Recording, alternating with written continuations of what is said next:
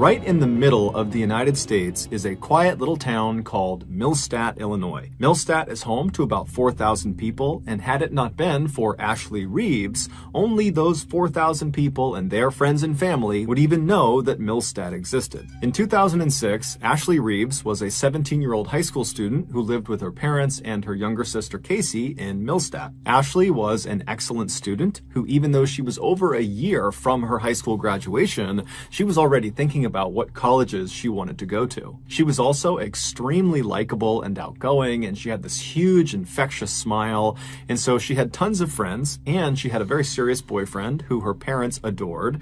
His name was Jeremy, and he was a high school student as well. On the morning of Thursday, April 27th of that year, Ashley got up, and like every other morning, she got ready for school alongside her sister Casey, and then right before Ashley stepped out to head off to school, she told her parents that after school, she had a job interview on the other side of town, and then after her interview, her plan was to play basketball with some friends, and then she'd be home. And so her parents said, okay, well, hey, good luck with your job interview, and just make sure you're home before 10:30 p.m. And so Ashley said, no problem, I'll see you tonight, and then she left. That afternoon, after school, Ashley made her way to Jeremy's locker, and when she got to him, Jeremy handed her his keys to his car. He had an SUV, and he was lending it to her for the day so she could go to the interview and then go play basketball. And so Ashley took the keys, she thanked him, she gave him a hug, and then she turned and she walked down the hallway where she met up with her sister Casey at her locker, and then the two girls left the school, they went out to the student parking lot, they found Jeremy's SUV, they hopped inside, and then Ashley began driving them back to their house. When they got there, Casey hopped out of the car, she said bye to Ashley, and then Ashley left their house and she began driving to Fairview Heights, which was a town about 15 miles away where her interview was going to be. Several hours later, around 10 p.m., Ashley's parents had not heard from their daughter, and it was getting close to her curfew, and so they asked Casey if she had spoken with Ashley, and, did she know how her interview went? Did she know when she was going to be home? But Casey would tell them, actually, no, I haven't talked to Ashley since she dropped me off from school. And so Ashley's parents said, okay, no big deal, and they called Ashley, but Ashley didn't pick up. So they sent her a series of text messages, but after a couple of minutes of not getting any response, they decided to just call her boyfriend, Jeremy, to see if maybe he knew what was going on with Ashley. But when they spoke to Jeremy, he would say that, I haven't spoken with Ashley since I gave her the keys to my SUV, and I've actually been trying to talk to her all day. I've been calling her and texting her, but I still haven't heard back. And so at this point, Ashley's parents were starting to get really worried, and so after hanging up with Jeremy, they began calling other friends of Ashley's to see if maybe they had spoken to her and knew what was going on. But all of her friends that they spoke to all had the same story. We haven't talked to her since the end of school, and she's not returning our calls or texts. And so Ashley's mother, she just sensed that something was terribly wrong. And so without any hesitation, she just called the police. Now, the police in this town were used to getting calls every now and again from parents whose teenage child had run off and they were concerned about them, but virtually every time the police investigated, they would find the teenager had just kind of been blowing off their friends and family, and they would pop up maybe a couple hours later totally unharmed. But the Millstadt police would later remark when they heard Ashley's mother's voice over the phone, the fear in her voice was so pronounced, it immediately pushed the police department to take this case very seriously. And so that night, right after this phone call, the Millstadt Police Department went out in force to try to locate Jeremy's SUV, the car that Ashley had been driving around that day. And the first place they went to look for this car was Latterman Park, which is this very popular public park that has a really popular basketball court that lots of teenagers would go to all the time, and Ashley was known to frequent that park. And this park was located about halfway between Fairview Heights, where her interview was, and Millstadt, where she lived. And so they go to Latterman Park, and right away, sitting in the parking lot, they find Jeremy's SUV. But Ashley is not in the car, she's nowhere near the car, and when they searched the car, there was nothing of significance inside of it. There was just some of Ashley's clothes lying around. The police would spend all night and well into the morning combing Latterman Park looking for any sign of Ashley, but there wasn't one. And so as the sun came up and the police were nowhere closer to finding this girl, they began to suspect that, perhaps foul play was involved. And so the first person they hauled in for questioning was Ashley's boyfriend, Jeremy. But as soon as he sat in the interrogation room, he demonstrated a real concern for Ashley. He had a rock-solid alibi, and he basically was an open book. And so they quickly ruled him out as a suspect. And And then the police basically began hauling in all of Ashley's friends and acquaintances and family members, basically anybody that knew her. They were bringing them into the station to find out if they knew anything that could help them figure out where Ashley was. And more specifically, the police were really looking to see if any of these people were hiding something. And sure enough, a few of the friends that were brought in were. According to a few of Ashley's closest friends, Ashley was in not one, but two romantic relationships. One was the public relationship she had with Jeremy, and the other was a secret relationship that was actually illegal. In order to hide this forbidden second relationship, Ashley would tell her family and her friends that she was going to the park to play basketball, when in reality, she was going to the park to meet up with this secret second partner. And the day before, when Ashley went missing, her friends told police that that was the exact reason she was going to Latterman Park. The police got the name of this secret person from Ashley's friends. His name was Sam Shelton, and the police tracked him down. When they found him, he was at a baseball practice, but the police didn't care. They marched right on to the baseball diamond, and they grabbed Sam and they brought him back to the police station. And then when he got there, they sat him down in the interrogation room, and he's still wearing his baseball uniform, and they ask him about his relationship with Ashley. And he immediately denies it and says he does not have a relationship with Ashley. He's got no idea why he's here. But pretty quickly, after a few questions, Sam's answers became inconsistent, and so the police just ratcheted up the pressure on him. And then finally, after 12 hours of questioning, the interrogator brings up Sam's mother and his grandmother, and he says to Sam, how would they feel if they knew you were lying to the police right now? And this just broke Sam, and so he cracked. Now, at this point, the police were already expecting the worst when it came to Ashley, but they were not ready for just how brutal Sam's confession would be about what exactly he did to her. The following is an account based on his confession. 30 hours earlier, Ashley wrapped up her interview in Fairview Heights, and she made her way to Latterman Park to meet up with Sam. And now it's not clear exactly how they met up, but eventually the two of them did connect, and they made their way over to Sam's car, where they became intimate. Afterwards, the two are sitting in the front two seats of Sam's car. Sam is in the driver's seat and Ashley is in the passenger seat.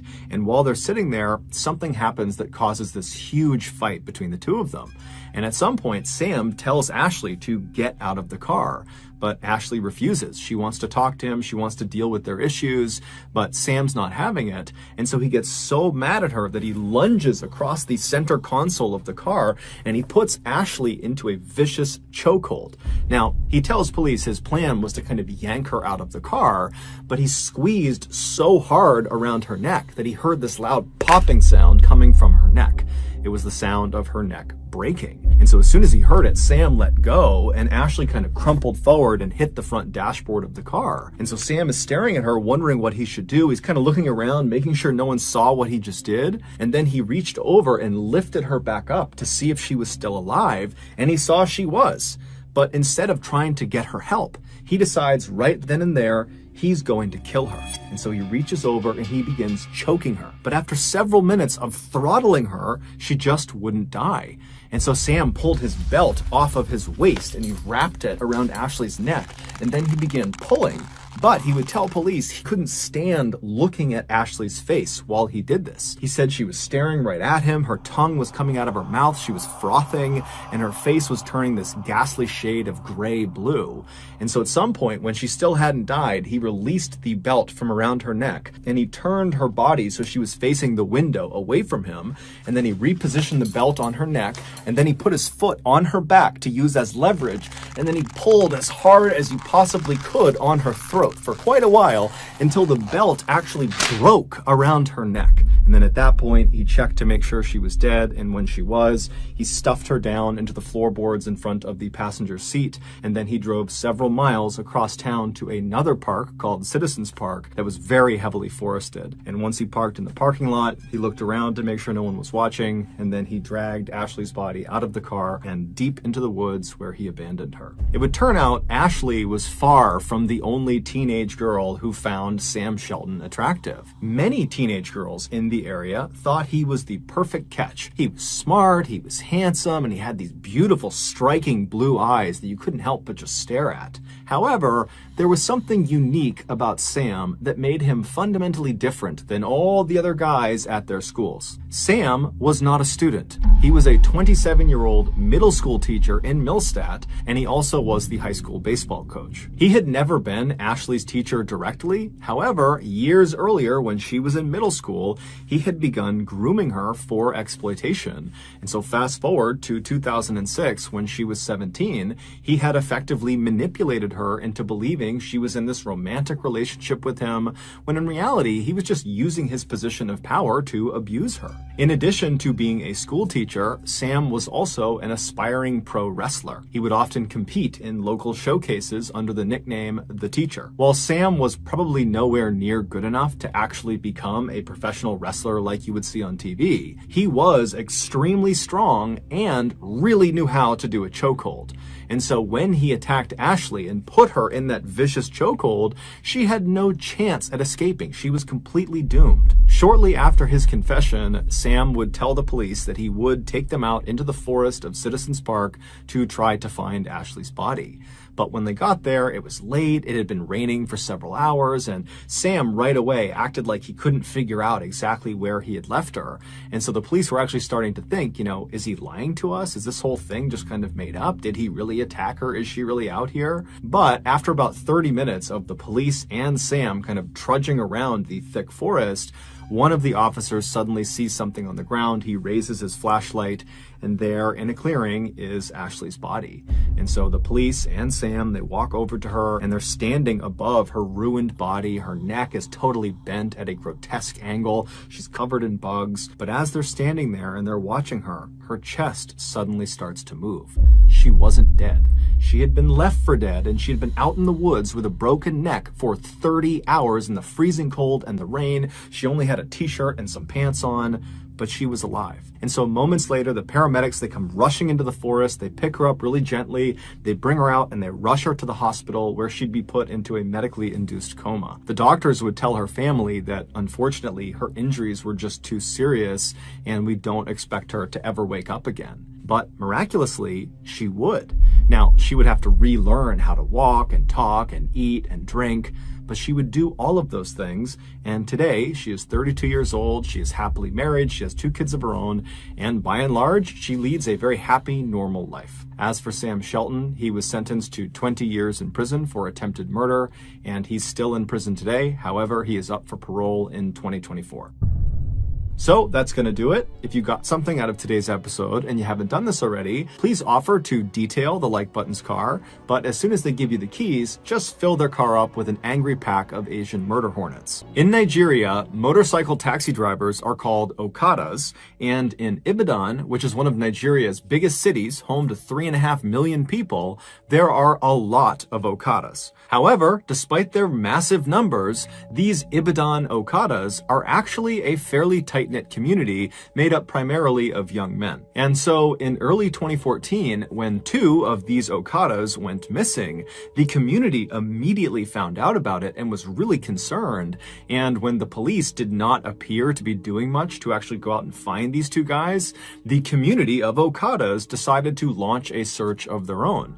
Basically, as they went about their day, driving around the city, dropping fares off, all of these Okadas would be going down side streets and looking in back alleys and checking all over the city for their missing members. But despite their best efforts, they never could find them. Then, on March 22nd of that year, a 3rd Ibadan Okada vanished. He was a young man named Lanre Sidiku, and unlike the other 2 riders who went missing while they were at home, Lanre went missing while he was working. Lanre was part of a group of Okadas within the city who all kind of met up on the same city street, and that's where they stayed throughout the course of their day, trying to wave down fares as they came up. And so everyone in that meetup point all knew each other, and so they all knew Lanre. And on the day he went missing, they recalled seeing him driving away from this meetup point with 2 passengers on the back of his bike. Now, typically, the rides these Okadas would offer to their passengers were very short. They're only driving them just around the city. And so it was very quickly noticed that Lanre had left and after several hours had still not come back yet. When it was noticed by the other Okadas, they began talking about it and someone said, give him a call, make sure he's okay. And so they called his cell phone and Lanre did not pick up, which was highly unusual, not just for Lanre, but amongst the other Okadas. They always have their phones on because they're looking for new customers and customers could be calling them. And so their cell phone is a vital part of their work. And so his phone is off. They don't really know what to make of that. And then out of nowhere, Lanre actually calls this group of riders. However, he was calling them on his second cell phone. Lanre would keep a work phone and a personal phone. So he was calling them on his personal phone. And so when this other Okada answered the phone and heard Lanre's voice, he put the phone on speaker so the others who were concerned could hear what was going on. And what they heard was Lanre, totally hysterical, screaming into the phone that he needed help. He said that he and 8 other people he was with, who he didn't even know, had been kidnapped, and their kidnappers had brought them to this underground prison cell. They couldn't see anything, but they could hear people walking above them. Lanre also explained that when they had been kidnapped, the captors had taken all of their belongings, but they hadn't recognized that Lanre had this secondary cell phone, which is why he was calling from it. And so in between Lanre's frantic descriptions of what was going on and what had happened to him, these Okadas that received this call, they can hear in the background these other 8 people that are with Lanre in this underground cell screaming out as loud as they can, probably to get the attention of someone, anyone who was above ground who might be able to come down and save them. And so these Okada riders who are getting this call from Lanre, they're horrified and they're trying to calm Lanre down so he can explain where he is so they can go find him. And finally, Lanre, he does compose himself and he gives them really specific directions to this footpath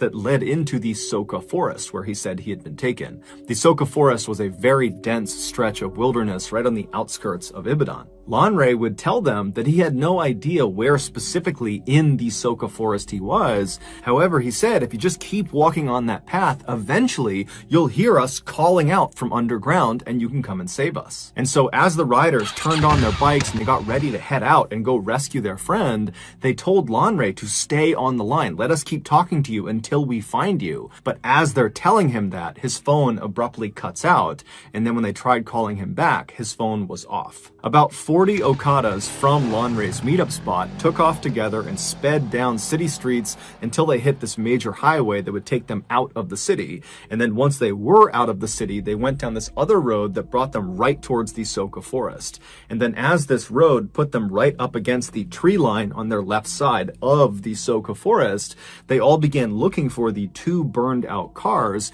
that Lanre had said marked the beginning of this footpath they were looking for. And so sure enough, they find these burned out cars, they park all their bikes off on the shoulder of the road, and they quickly realize that this really is a footpath only. There's no way they can get their motorcycles onto the path, not only because the burned out cars are blocking their way, but because the path itself is so overgrown with vegetation. I mean, they can barely see the path, let alone drive something through it. And so the men leave their bikes by the side of the road, and then unarmed, they walk past the burned out cars onto this path, and then because it was so narrow, they had to walk more or less in a single file line into the Soka forest. And so as these men are basically marching into the woods, they're not making any sound because again, they're trying to listen for the sound of their friend and the other people that have been taken captive somewhere underground. And so they're silently marching through this forest when all of a sudden the guy at the front of the line thinks he hears something way up ahead. And so he holds his hand up to stop the line and they all stop and they're trying to listen. And then all of a sudden, about 50 feet ahead of them through the trees, this man they didn't recognize suddenly jumped out from behind a tree. He yelled something at them and then he raised his gun and began firing in their direction. The 40 Okadas immediately turn around and just sprint back down the path, right back out to the road. They hop on their bikes and they peel back out towards the city. When they finally get back to the meetup spot they had all originated from, they realized they can't just leave Lanre and the other people he was with out to dry. They have to go back and rescue them. They considered calling the police, but given the lackluster response to the other 2 missing Okadas, they realized they probably would have a higher chance of saving their friend and the others if they just went themselves. And so the 40 Okadas rounded up another 60 from other neighboring meetup spots, and this huge posse posse of over 100 men all hopped on their bikes and headed back towards that footpath that led into the forest. When they got there, they put their bikes on the side of the road, and this time, when they started walking down that path, they had guns, knives, bats, all sorts of weapons, and they were not trying to be quiet. They were actually yelling like these loud war cries to let the gunmen and any other gunmen in the woods know that there was a horde of angry people that were coming into the woods for a fight. And so as they're marching down this trail, kind of expecting to get shot at any point, it doesn't happen. Instead, after quite a while, they walk out of the thick forest into this huge opening. And right in the middle of this huge clearing is this fairly small river, but it's big enough that it would be very difficult to cross. However, they can see there's a bridge, this kind of crumbling old stone bridge that goes over this river. And then on the other side of the bridge, on the other side of the river, they can see there are two dilapidated buildings. The one that is closer to the bridge is this small black shack that has a window looking out towards them. And from their perspective, they're maybe 100 feet away from the shack. They can't tell if anybody's inside of this building. And then the other building was much bigger than the shack. It was this huge kind of broken down warehouse that had big, tall cement walls. And then all around it was this huge chain link fence with barbed wire wrapped around the tops. And so this huge posse of Okadas, they come storming out of the forest and they run over to that bridge, which is the one way across. And as they get on the bridge, they're kind of scanning the two buildings. They're not seeing anybody. And then one of the men, they look down underneath the bridge and they actually see Lanre's motorcycle. It's lying on the banks of this river, kind of tucked up underneath the bridge as if someone had stolen it. And so everyone already knows Lanre is somewhere over here. We're going to go find him. And so the men, they get over the bridge, they go to that first building, that black shack, and they open up the door. It's a plywood door and there's no one inside, but the shack is literally stuffed full of hundreds and hundreds of articles of clothing and shoes. And so after kind of looking this over and not really sure what to make of it, the posse moved on from the black shack and made their way up to the fence right in front of this huge warehouse. And when they reach the fence, they're kind of expecting to be met with some sort of resistance. I mean, the last time they were out here, they got shot at. And so they begin yelling into the warehouse for anyone in there to show yourselves, come out here. But it was silent. And so one of the Okadas that was part of the posse had brought along bolt cutters as a weapon to use as a club if he needed to. But as it happened, he began to use the bolt cutters for their actual purpose. And he bent down and actually cut a huge hole in this fence so they could go in and explore this warehouse. And so after a large percentage of this posse had gotten inside the fence line, they began walking around this huge warehouse to try to find an entrance inside. And so as they're walking, the windows that lead into this warehouse, they're too high up, so you can't actually see what's going on inside. It's silent. There's a pretty bad smell, but they don't really know what to make of this. They walk around the structure, and when they get to the very back, they find an entrance. All it is this big rusted piece of tin metal, like sheet metal, that's propped up against a gap in the walls of the warehouse. And so one of the Okadas grabs this piece of metal and he pushes it out of the way. And then as soon as he did that, a few other Okadas quickly stepped through the threshold into the warehouse, preparing themselves to have to fight potentially if there are gunmen or anybody else inside that might want to do them harm. But as soon as they see what is inside of this warehouse, they immediately lower their weapons and just stare in abject horror. According to the locals who lived actually in the forest relatively near where this warehouse was, they said there was actually another way to get to this particular area, to get to the warehouse. There was another path that was very rough, but it was big enough for one vehicle that came in from the other direction. Now, the locals said they didn't use this path at all. They didn't even know where it originated from.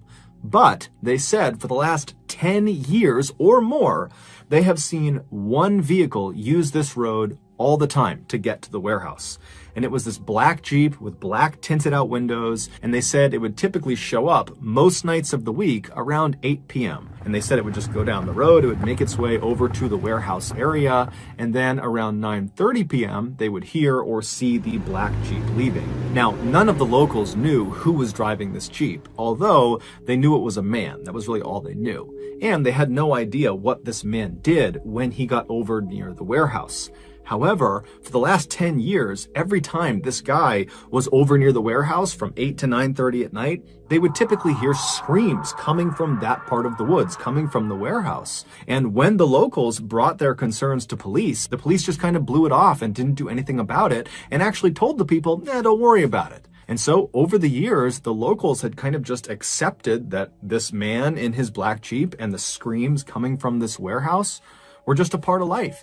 And so no one even reported it anymore. Had the police followed up on the locals' concerns about this Jeep and the screams, they would have discovered that that warehouse was actually a storage facility for a very in-demand and very illegal product. And that man who drove that black Jeep, he would take this illegal product and he would bring it back with him in batches and he would sell it on the black market. When this posse of 100+ Okadas pulled that metal door aside and they stepped into the warehouse, they were not met with any resistance. Anyone that had been there, any other gunmen or guards or anything like that, they had fled when they heard the sound of this massive posse whooping and yelling on their way in.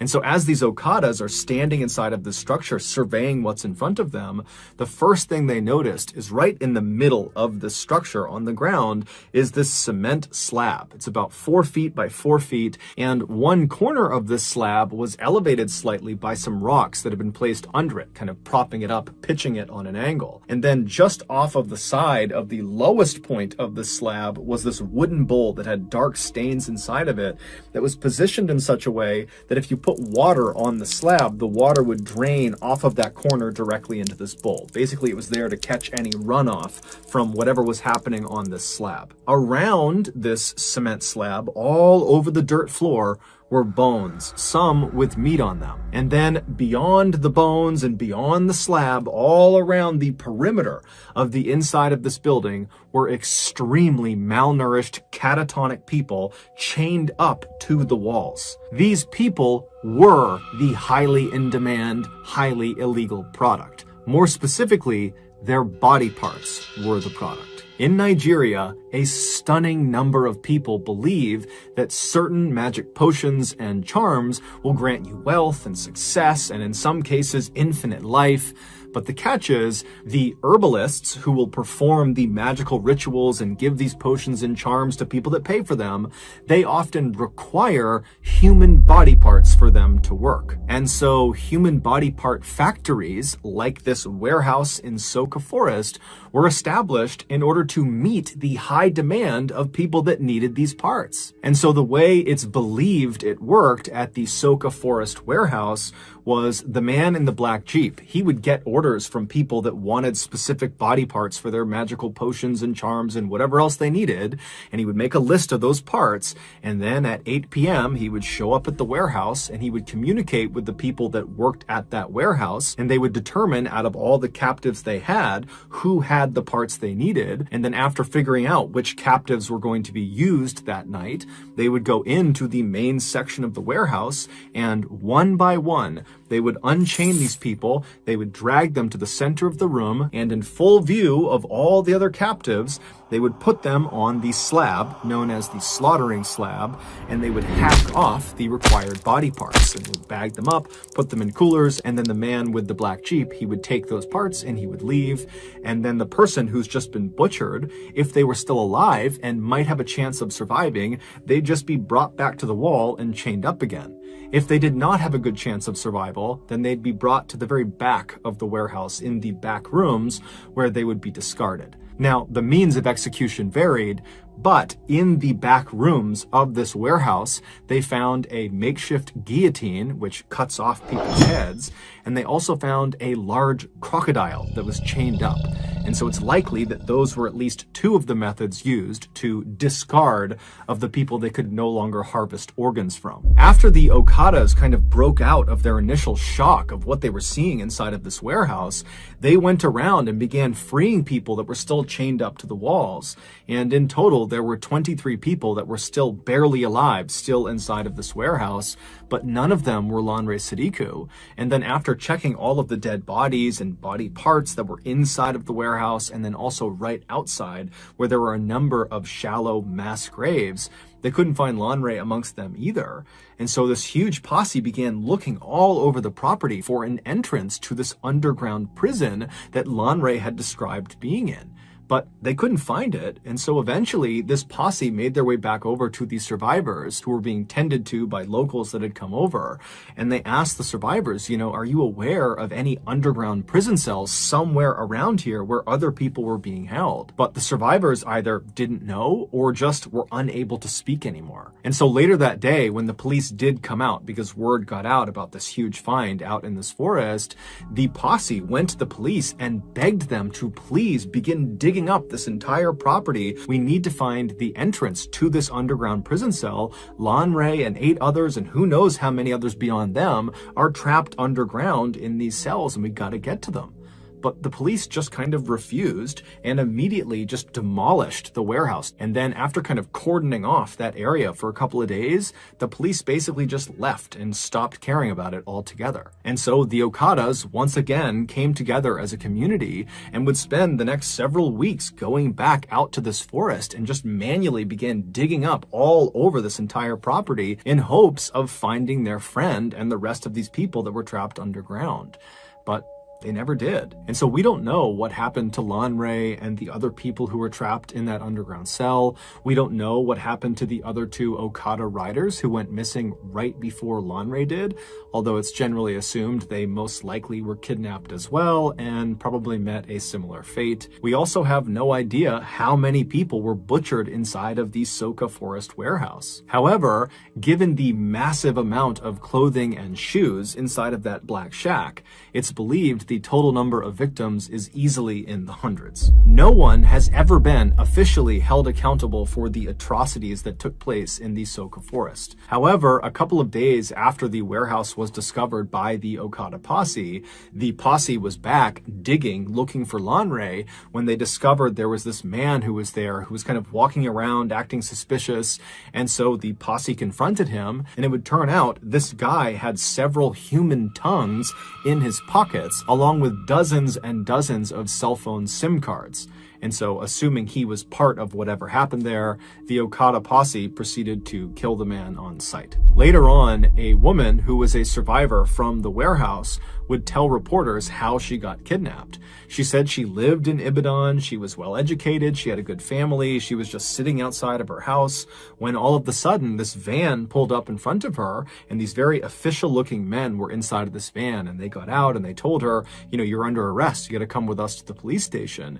And the woman was so confused, but the men were very professional and seemed very convincing, and so she got inside the van, they shut the door, and they drove off. And very quickly, once she was inside of the van and couldn't go anywhere, she realized they were not police, she had been kidnapped, and within the hour, she, along with several other people who had probably been kidnapped in the same way, were stripping their clothes off right outside of that black shack on the other side of the river, and they were told to put their clothes and belongings inside of the shack while they were being held at gunpoint, and then once they were naked, they were promptly marched into that warehouse where virtually everyone around her would be butchered and killed. So that's going to do it, guys. If you got something out of today's episode and you haven't done this already, please offer the like button a free session of acupuncture, but as soon as they're lying down, just give them a full body allergy test.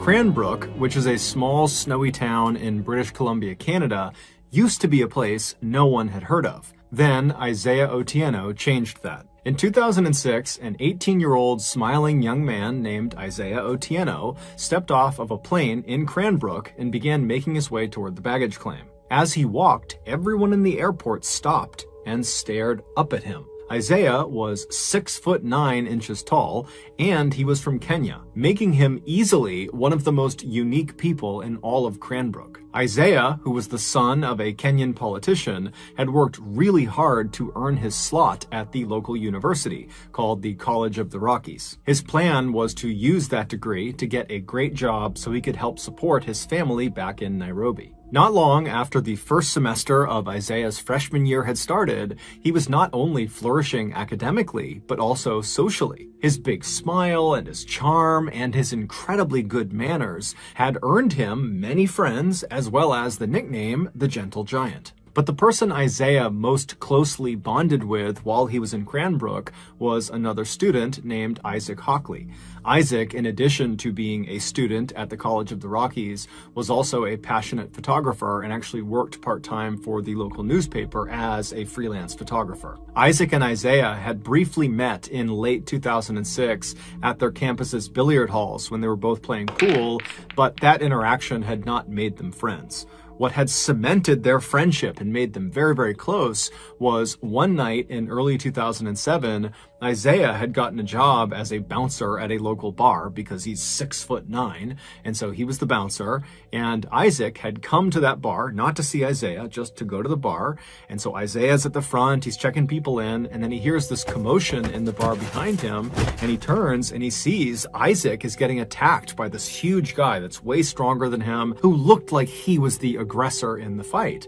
And so without any hesitation, Isaiah turns and just starts galloping into the bar. He's leaping over chairs, he's leaping over tables, and he jumps into the fray, and he fought off Isaac's attacker. And so after the dust settled, Isaac was so thankful for Isaiah, even though Isaiah kind of downplayed it and acted like it was no big deal. But either way, the experience totally bonded these two very different people, and after that, they became totally inseparable. Over the next couple of semesters, the pair would often go off on long rides outside of Cranbrook into the mountains and the forests, and they would just chat. Isaiah would talk about what it was like to live in Kenya and how he was really here to try to be successful like his father.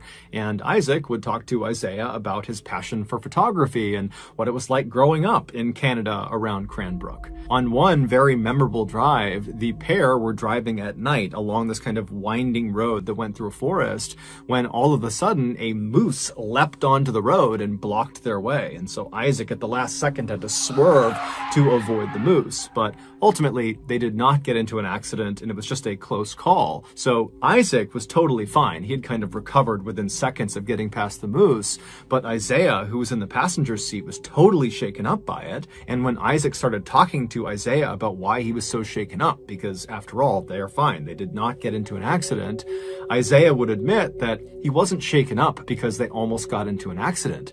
He was shaken up because he saw a moose. He didn't know moose existed, and so seeing this enormous creature suddenly in the middle of the road right in front of them just had totally spooked him. And so after this, Isaac loved to bring this story up as a way of kind of making fun of Isaiah for his fear of moose, but it was totally in a loving way, and Isaiah would always laugh right along with him. But despite how well everything was going in both Isaiah and Isaac's lives to that point, everything would come crashing down in 2008. On May 13th, 2008, so 2 years after Isaiah showed up in Canada, Isaac got a phone call from his employer, the local newspaper, who told him he needed to head into town to take some pictures of a crash that had just happened. A helicopter had been flying over Cranbrook conducting a power line survey when they had lost power and crashed. And all three people, the pilot and the two people in back who were actually doing the survey, they all died on impact. Isaac, like everybody else who heard about this, was totally shocked.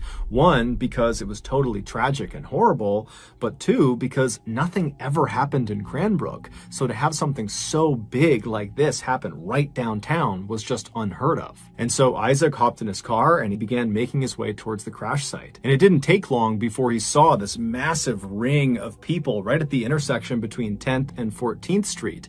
They were all on the sidewalk and up on buildings, and everyone's just looking in towards this massive mound of jagged metal that was on fire, and all this black smoke was coming off of it. And there's ambulances nearby and police, and the fire department was there, and they're trying to put out the flames, but they can't do it. And so Isaac parks his car and he rushes over to this ring of people, and he works his way towards the front.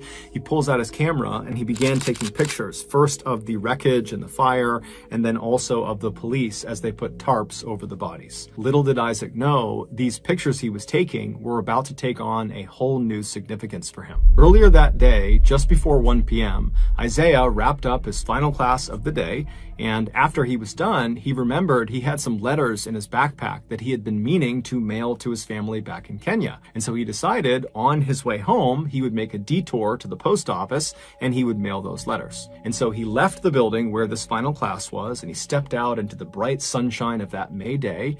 He put his headphones on, and then he began to walk. At about 1:05 p.m., he arrived at the post office, and he went inside just long enough to put his letters in the mail slot, and then he headed back outside. 1 minute later, at 1:06 p.m., as he was crossing 10th Street, the helicopter above lost power and crashed directly on top of Isaiah.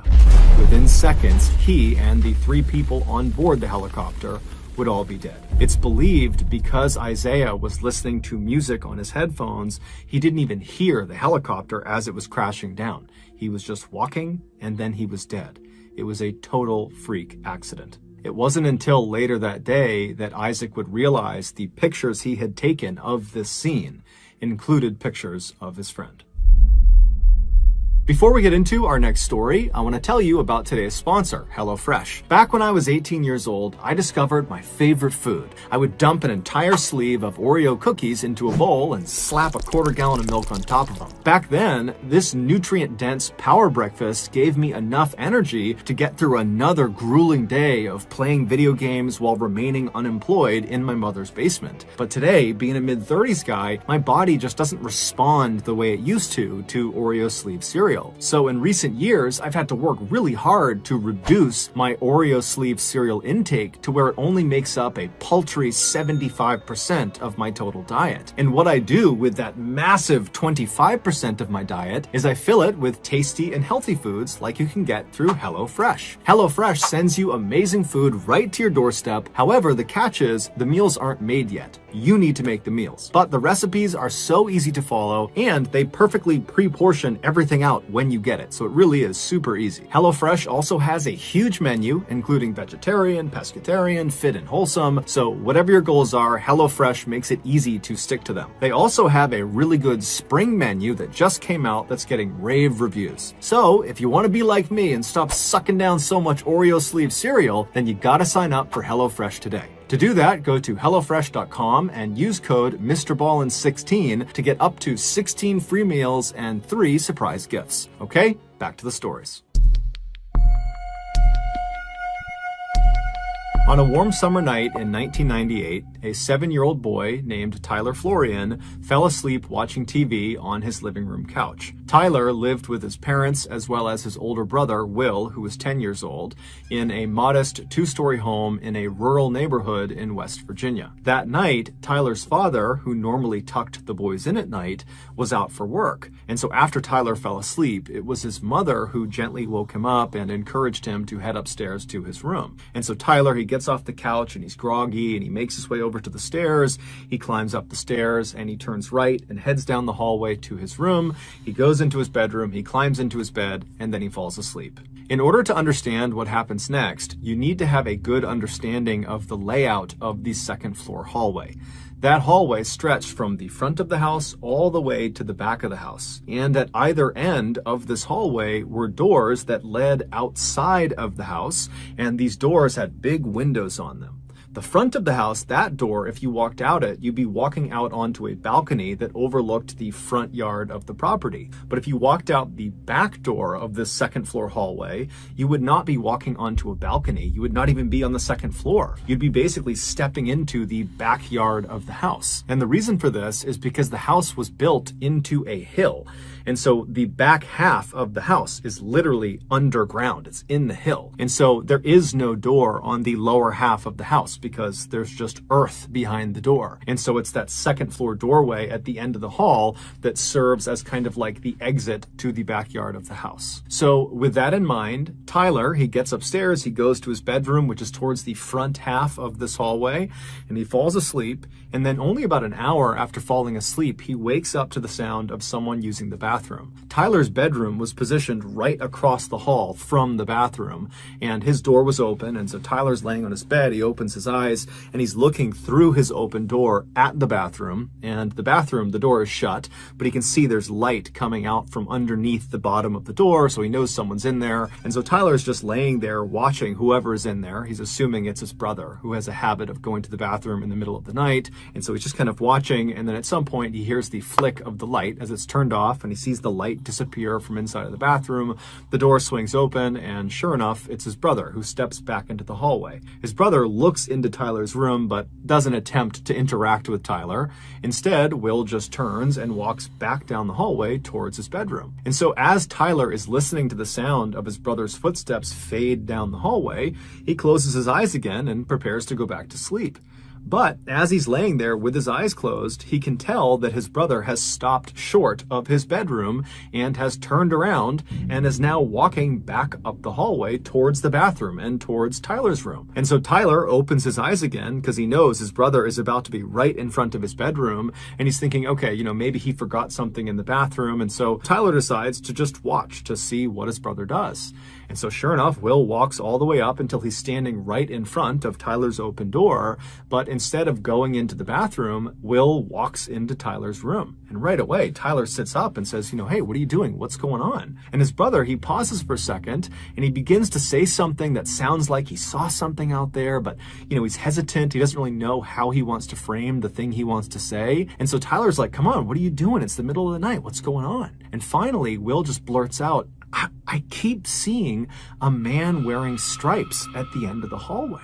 And so Tyler, he hears this and he can't compute what he's being told. And so he just says, what? What are you talking about, Will? What did you see in the hallway? And Will would say again, I keep seeing a man wearing stripes at the end of the hallway. I've seen him a couple times in the last couple of days.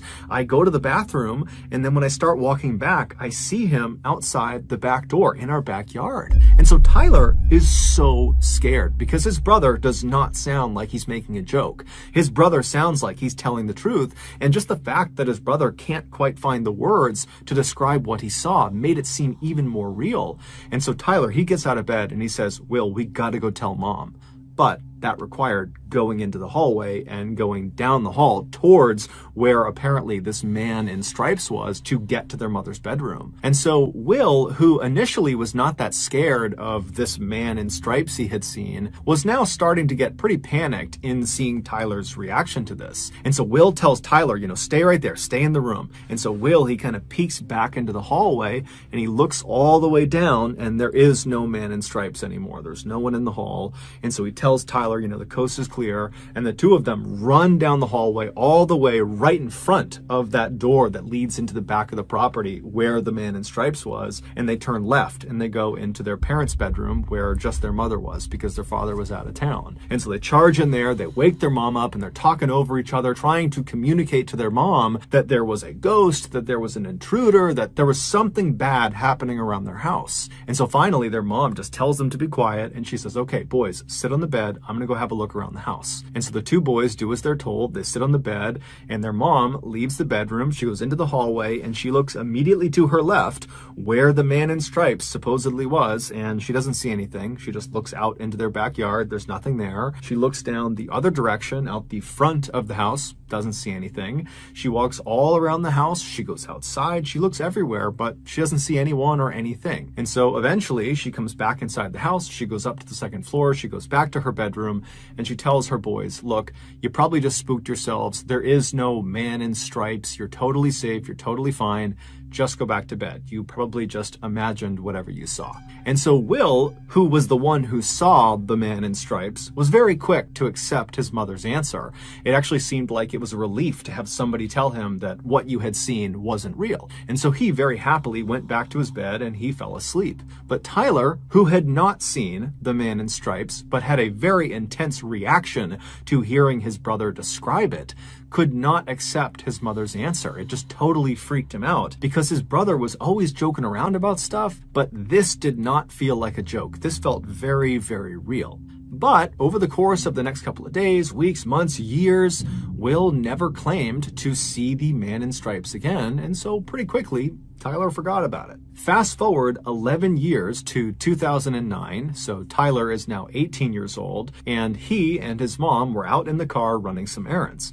And as they're driving around, they were just chatting about all sorts of different things, and at some point they began talking about one of their beloved family pets, a dog named Max that they had when Tyler was really young. And so as they're kind of swapping stories about all the goofy things that this dog did, Tyler's mom suddenly says, "Hey, Tyler, do you remember the time that I opened the front door to let the cops into the house and Max came bounding into the house and he went right into the kitchen and he ripped open all the food?" And Tyler's looking at his mom like, "Wait, when did the cops come to our house? When did you open the door to let the cops come into our house?" And as soon as Tyler said this to his mom looked at him as if she had just given away something she hadn't meant to. And then she kind of relaxed and said, "You know what? I never got around to telling you. Now that I'm thinking about it, you and your brother were asleep and you didn't even know this happened. And then afterward, me and your father decided not to tell you guys because we didn't want to scare you. Back when you were about 7 years old and Will was about 10 years old, your dad was away at work and we were all asleep one night when suddenly I wake up to the sound of someone or something moving around outside of our house. And so I sit up in bed and I go into the hallway and I look left and I look out that door into our backyard and I see standing up against the glass this man with his hands pressed to the window looking into the house." And so Tyler's mom would tell him how she totally freaked out and she flipped on the lights and it scared this guy who ran off, and then she called the police and then the police showed up, and that's when their dog Max came bounding inside and shredded the bag of food. And the police, they searched the property, but apparently they never found this guy. Tyler's mom would go on to tell him that the police warned her that her description of this man that was standing at their back door matched the description of a man who was wanted for murder who was on the loose in the area. Tyler was dumbfounded. He didn't remember this because obviously he had been asleep, because this is something he would have remembered. And so he had so many questions about this whole situation. But the first question he asked his mom was, well, what did he look like? And his mom said, well, you know, he was tall, he had dark hair, he had blue jeans on, and oh, you know what? He had a striped shirt on. It would turn out, for a couple of days in the summer of 1998, this suspected murderer who was on the run from police had apparently been hiding out on Tyler's family's property, and in the middle of the night, for whatever reason, this suspected murderer would walk over to the back door of the second floor hallway, and he would put his face up to the glass and he would stare into their home. This was the man in stripes that Will claimed to have seen. He was real. Tyler, after making this connection, would follow up with his family members and he would do some digging of his own, but he was never able to figure out who the man in stripes was or what happened to him.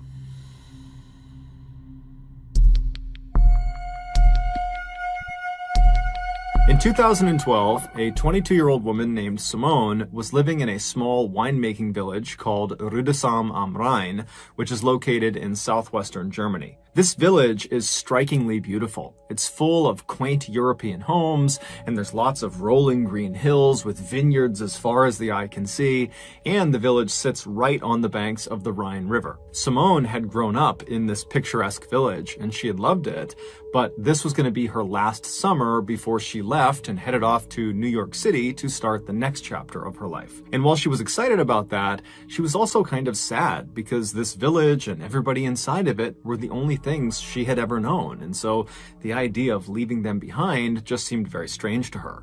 But instead of focusing on the kind of growing anxiety around her imminent departure from Germany, she focused on what she would be doing that summer while she was still in Germany. Some of Simone's fondest memories of her childhood were of her time spent at summer camp. And this summer camp was located in this forest that was not far from her village. And every summer in July, Simone, along with about 200 other kids from her village and from neighboring villages, would converge on the campgrounds in the forest for 2 weeks of playing games and going on scavenger hunts and putting on stage plays and just generally having a really good time. But when Simone became a teenager and was too old to be a camp attendee, she decided she would volunteer and be a camp counselor. And she found it was awesome. She immediately connected with the other camp counselors, and she felt all grown up, having a real job, and she loved goofing around with all of the kids. And so every summer since that first time volunteering, Simone had gone back and volunteered again.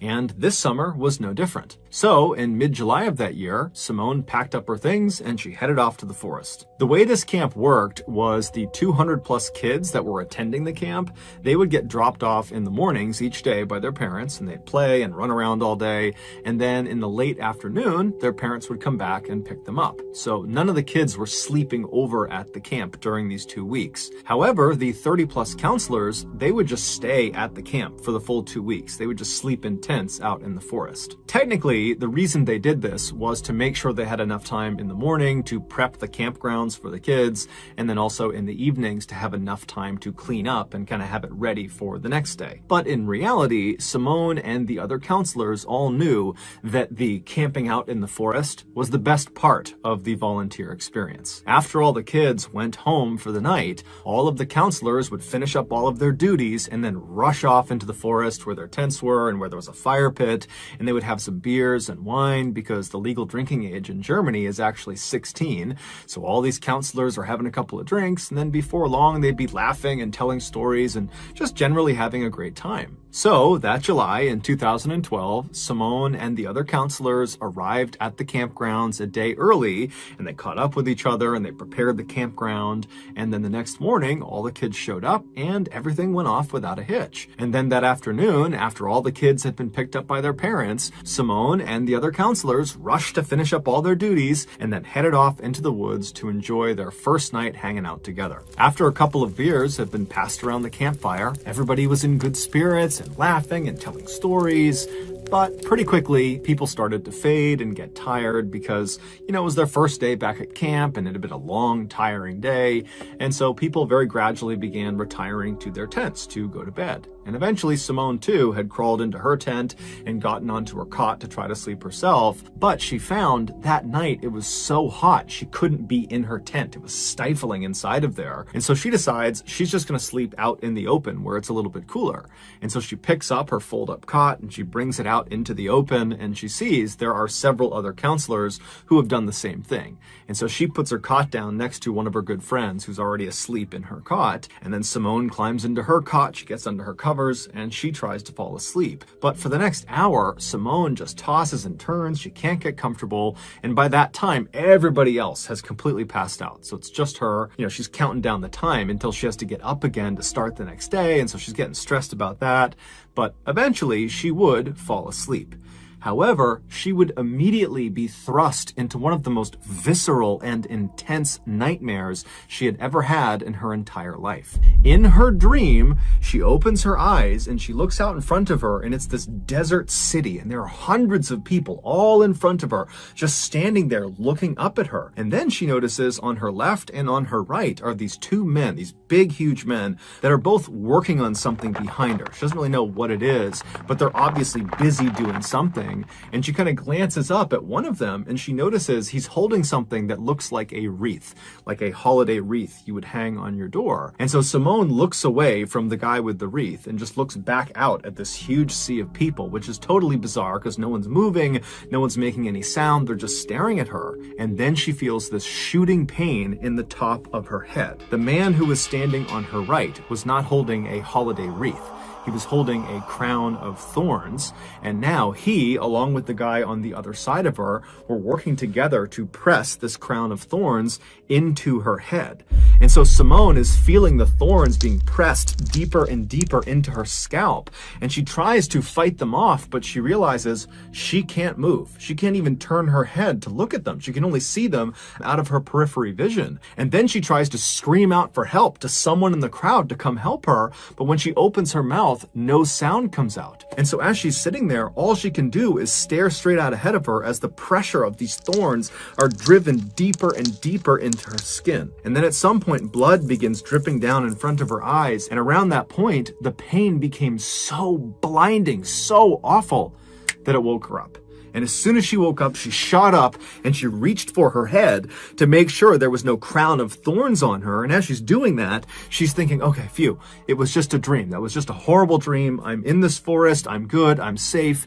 And as she's kind of patting on her head, she's realizing her head is wet. And as she's touching her head, she's realizing it hurts. There's a stinging pain in her head. And then she realizes it's not just a stinging pain, it's a throbbing, intense pain all over her head. And so as she's kind of having this realization that her dream is now kind of segued into her real life, she looks out ahead of her and she sees off in the distance in the tree line, something is running through the woods. She can't tell who or what it is, but she makes a mental note that there is someone running away from them. But this pain in her head has gotten so intense that she can't focus on anything else. She can only focus on the pain. And as she's thinking about how much her head hurts, she screams in pain. And the girl who was laying next to her that had been asleep, she wakes up to the sound of the scream, but it's totally pitch black. She has no idea what's going on with Simone. And so this girl, she sits up and she's trying to get Simone to tell her what's going on, but Simone has no idea. She's totally frantic. She can't really make sense of what's happening. And so this friend, she reaches down and she picks up a flashlight, she turns it on, and she aims the light at Simone, illuminating her head. And when this friend sees Simone's head, she starts to scream. Seconds later, the rest of the counselors that had been sleeping out were awake, and they were rushing Simone, who was now shaking and vomiting, over to one of the staff vans. And then 15 minutes later, they had driven her to the emergency room. It would turn out, after Simone had finally fallen asleep and she began having that really intense dream about a crown of thorns being dug into her scalp, well, in reality, something was digging into her scalp, and it was kind of manifesting itself in her dream. And what was digging into her scalp was the jaws of a fox. This fox had snuck into the campsite and walked right up behind Simone and just started eating her head. And amazingly, it did not wake Simone up right away. And so this fox got 20 or so serious bites out of Simone's head before she shot up and scared it away. And so almost certainly what Simone saw running away from her in that quick moment was the fox. Doctors were able to save Simone and stitch her head back together, and they were even able to hide all of the scars in her hairline so you can't even see them. But despite her being physically okay today, psychologically, this was a very traumatizing event. Not only does she refuse now to go into any forest, whether it's day or night, but she also periodically still gets phantom pains in her scalp that feels like the fox is biting her head all over again. So that's going to do it, guys. If you got something out of today's episode and you haven't done this already, please spend a nice long day at the beach, and then afterwards make a special trip to the Like Button's house so you can shake your towel off directly into one of their open windows.